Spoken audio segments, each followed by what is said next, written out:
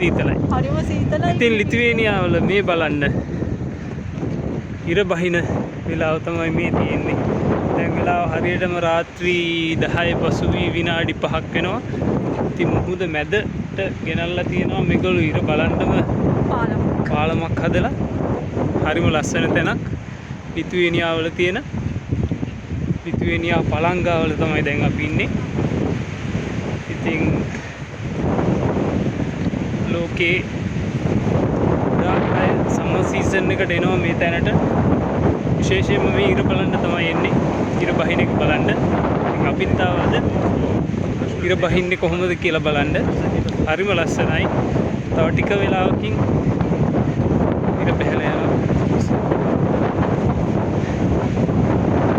රෑ 10ටත් ඉර පහලා තියෙන රටක්. පුදුමයි නේද?